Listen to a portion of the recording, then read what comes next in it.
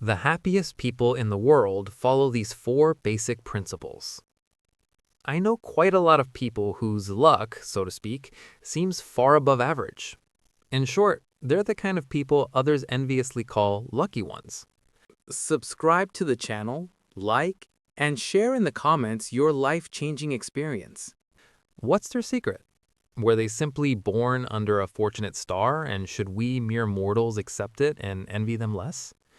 Do the gods smile only on the chosen few, with nothing we can do about it? Scientists believe that's not the case at all. The most comprehensive research on this question was conducted by Richard Wiseman, a well-known psychologist and professor at the University of Hertfordshire. In his bestseller, The Luck Factor, Wiseman explains what makes some people lucky and others not.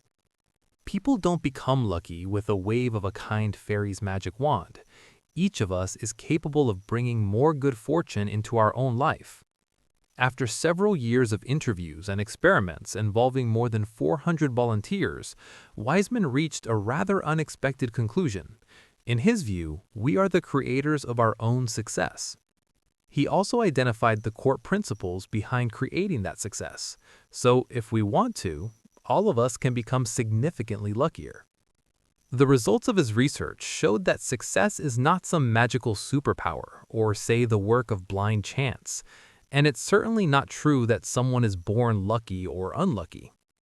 As though lucky and unlucky people almost never realize what causes their good or bad fortune, in fact, most luck depends directly on our own thoughts and behavior, Wiseman writes.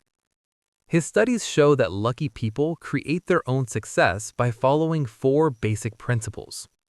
They notice existing opportunities and create them whenever possible.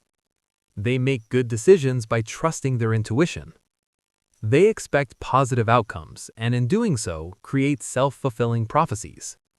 They take a philosophical attitude towards setbacks, which helps them benefit from them. His revolutionary work suggests that happiness is always in our hands, provided, of course, that we're willing to pay attention to these four principles. Lucky people don't miss a chance to connect. They aren't afraid to meet new people because they know new people always mean new opportunities, and new opportunities are a good thing.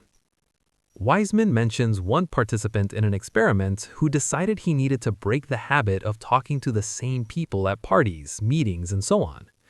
After making that decision, he did the following. Before heading to an event, he would pick a specific color, and then he would talk only to people wearing that color, even if they were complete strangers. Lucky people, as a rule, are extroverts. They enjoy interacting with others and building new connections. When they're around people, they don't limit themselves to those they already know. They're willing to talk to anyone. Lucky people see opportunities where others don't. To reveal this trait in lucky people, Wiseman ran a very simple and funny experiment.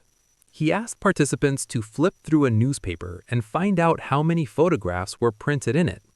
It was a simple, boring task requiring careful counting, which at first glance seemed to have nothing to do with success.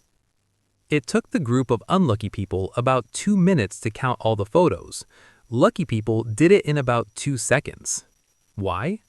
Because on the second page of the newspaper, there was a message that said, "Stop counting. There are 43 photographs in this newspaper."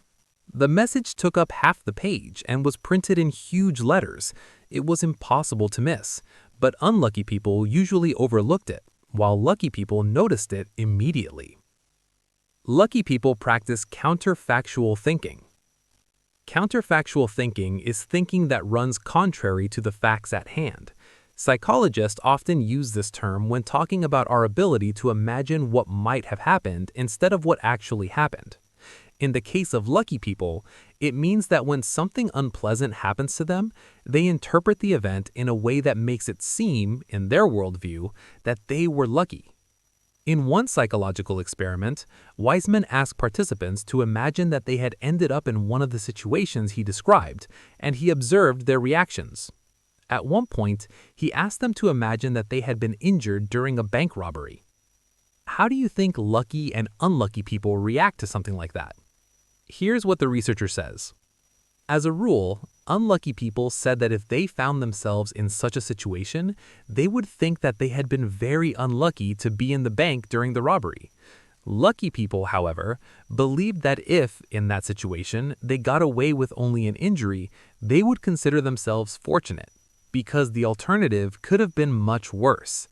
As one participant from the lucky group commented, "I'd think I was lucky because I could have been killed, and I could even sell the rights to my story to newspapers and make a bit of money."